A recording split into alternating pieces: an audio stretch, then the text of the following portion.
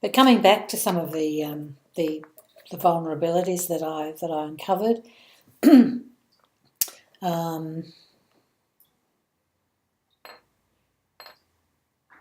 I found that in a range of studies, the paramedic students and the students that I interviewed for the study I've published called I Feel Proud We're Moving Forward, people identified that they, for example, one of my students in my early master's course who ended up dropping out said mindfulness meditation was good, but not by myself, as things unblocked faster than my next counselling appointment. Someone said, my heart starts beating faster than usual and it's harder to breathe. I get fidgety and awkward and I don't know what to do. I'm worried people are looking at me. One of my mindfulness students last year was quite restless in the first day and she seemed to be really unsettled and contacted me actually not that long ago, a few months ago, and said that she's no longer practicing mindfulness meditation, but she's taken up running again. And for her, that's her meditation and makes her feel a lot more grounded. I had one young person say that they came out of their body and saw themselves smiling. Someone else said he was losing his capacity to be spontaneous with his girlfriend. He was second-guessing himself all the time. Someone else said her body was freaking out. There were light spots floating around. Her heart was beating madly. Someone else said they had a rush of panic. It seems to me, this little talk today is really focused on the voices of vulnerable people as they've experienced mindfulness meditation. And this has been a passion for me for a very long time, that we make sure we find out how vulnerable people are experiencing whatever intervention we're bringing, whether it's educational or emotional or therapeutic or so on. I think often people are not comfortable to speak up if they're having they seem to be having a different kind of experience than someone else, and they think they're the ones that are wrong, rather than if they could speak up, then other people might also be able to empathise with them and it may normalise the whole situation.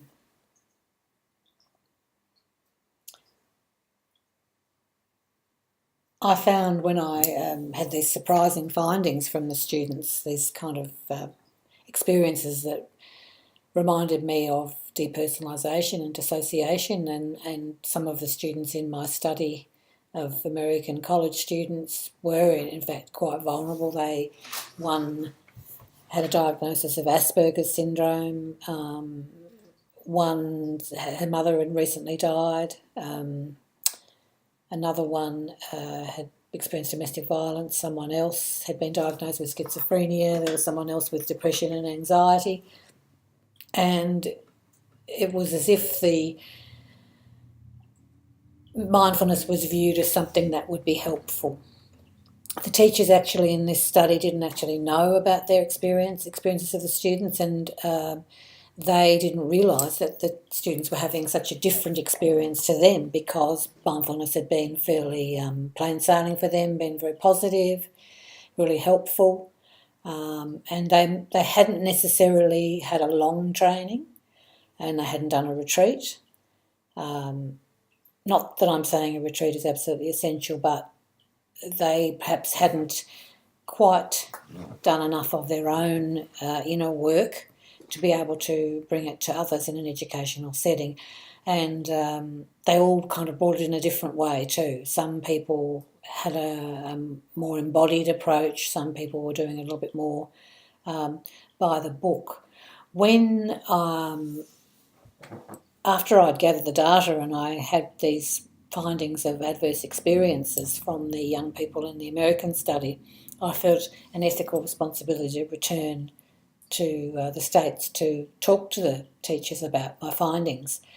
The night before I was to present to them, I was feeling a little bit nervous and apprehensive, I guess, because I wasn't quite sure how they were going to receive the information. And I had a dream that I was in a children's playground, climbing on a climbing frame, one of those ones that has like a ladder that goes up and then it goes across and then down. And I was on the top of the climbing frame, and I discovered that part of it was rusty and broken and very sharp and rough.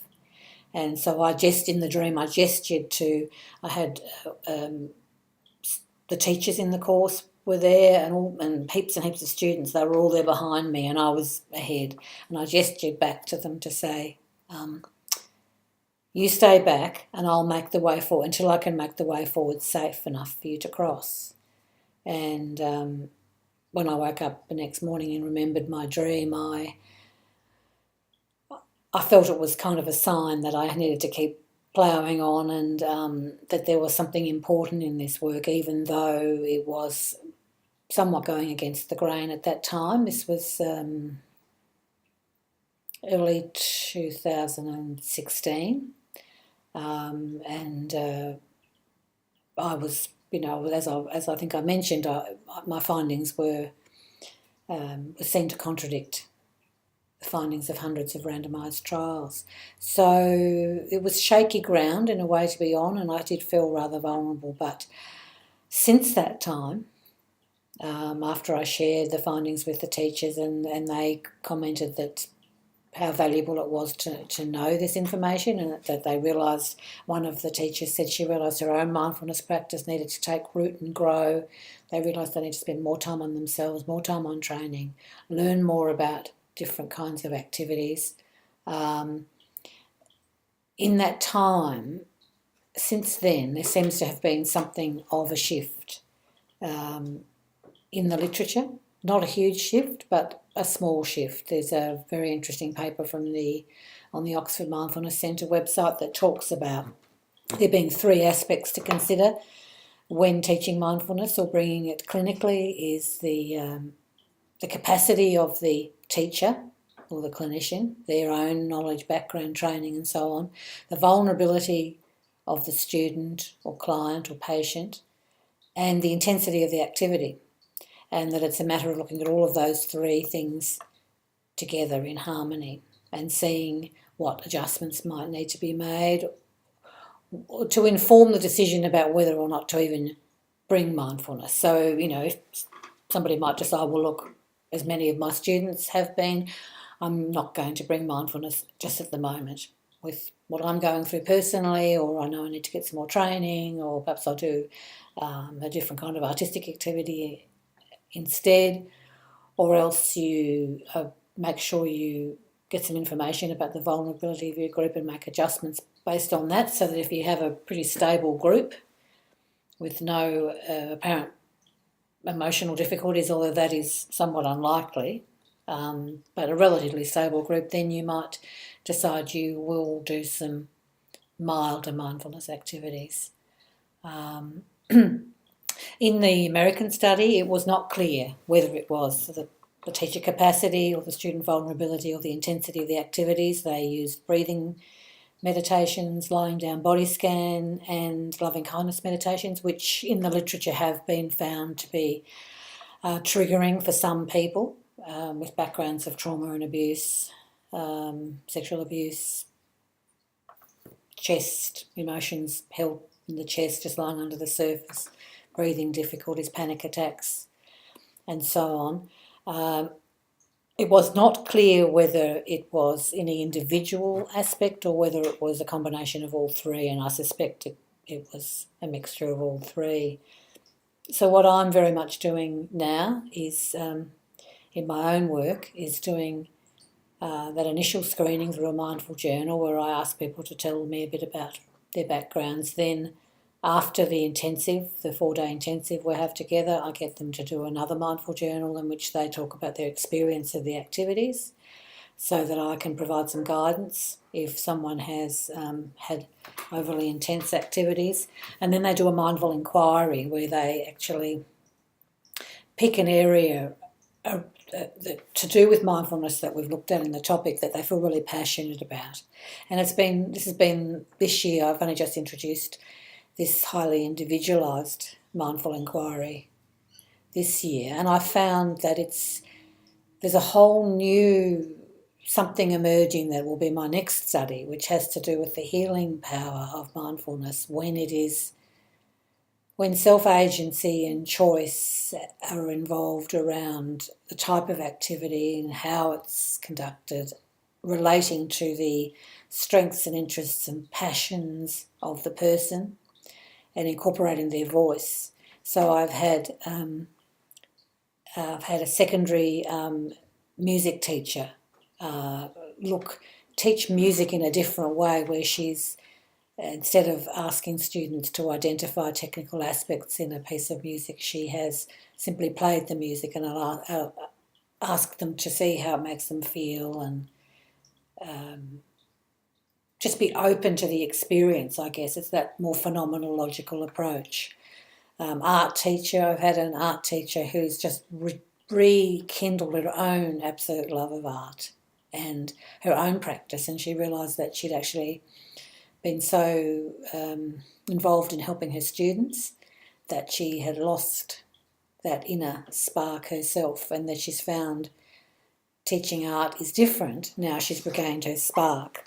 I've had a woodwork teacher who's really keen on doing mandalas out of items in the shed, really creative, fabulous stuff, and linking it to a Jungian approach. The different ways of knowing. There's been someone who's started up a new fitness regime, and she's looking at mindfulness in relation to that, how she's been feeling stronger in her body and more purposeful and more grounded, and how taking this physical activity in a mindful way, how that's making her feel. There's been such an exciting range of topics involving, poetry, gardening with children as a meditative activity, as a mindful activity. That I think for me, I've kind of gone away from the idea, if I ever really had it, of employing a technique in order to change something or fix something or work on that more superficial level. But at the same time, I think the more creative work, the more harmonised creative work that involves body, mind and soul, or thinking, feeling and willing, the multidimensional aspect of ourselves, it seems to be, in a sense, its own safeguard. Because I feel that some of the vulnerable students that I worked with, and many of the students who come to do the master's topic with me, also have a quite vulnerable backgrounds in terms of trauma and so on. And I kind of wonder if they've begun to think perhaps they're seeking healing for themselves indirectly by wanting to help their students. But given the sensitivity of many people who seem to be drawn to mindfulness, and perhaps that thin boundariedness, then I think we probably need to find ways to work with mindfulness that are really empowering, that really draw on individual voice and self-agency and capacity to titrate activities, so that teachers, we need to learn how to titrate activities when we're teaching, but in a sense the person themselves is the only one that really knows about their own experience. And if something's starting to feel really unsettling and really unpleasant, and I know in mindfulness in traditional mindfulness we talk about sitting with discomfort, but there's a fine line between, how much pushing ourselves to sort of sit with too much discomfort, which can lead to a kind of dissociation and a detachment and a false sense of calm when everything's still sort of seething underneath. And whether or not this is appropriate in community mindfulness settings or, education settings, it may lead to kind of suppression, because I have found that when I speak privately to people about their experience, or we we talk over the email about it anonymously, that there are a number of people who say it makes them feel more stressed, less calm and so on, and yet the original reason for doing it was that they wanted to help reduce their stress. So I think it's really important to consider the vulnerability of anyone that we're working with and get have them on board, have them, their voice, their agency really at the forefront.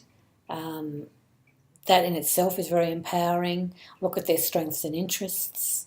If they're already passionate about something like the arts or music, for me it's been so exciting to work with people to develop an approach to mindfulness that's in accordance with their area of passion.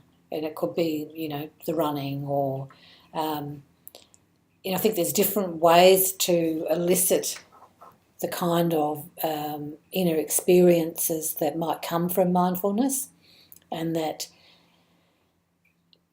there's a beginning point for people and they may choose to go into a deeper form of practice later, or go on their own retreats or work more intensively with a teacher once that seed has been planted.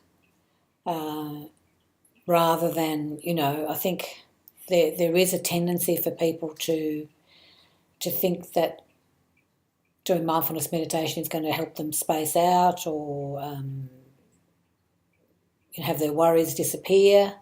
And that's not really what we're about either, I don't think, particularly not in group settings. I think it's more about helping people to be more present, but at the same time very tuned in. So I talk about mindfulness as being first and foremost a matter of being attuned to ourselves, the first part, then attuned to others, and then attuned to the environment. And in the environment, in an educational sense, I'd also include the learning activities, but really any mindfulness activities as well.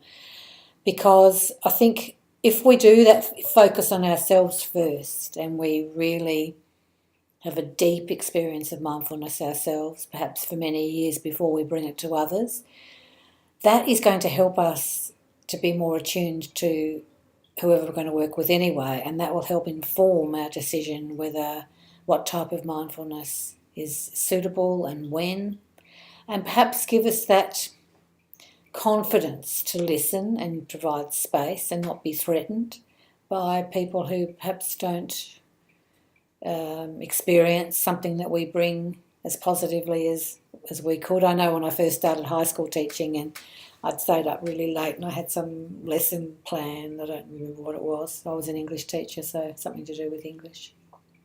It wasn't in my special ed role, and I can remember this 13-year-old lad yelling out, "This is crap, Mrs. Burrows." And, I was a new teacher and I was quite wounded by that. But now I would just think, well, if he's saying that, it probably means I haven't expressed it clearly enough, or it's too difficult. And I wouldn't be offended by that. So really, I think the vulnerable, as I've always felt in my role as a counsellor too, and a special ed teacher, that the people that come to us, whatever, with their vulnerabilities, it's such a wonderful opportunity for us to learn, and we often find it's just the right client or student or patient at the time.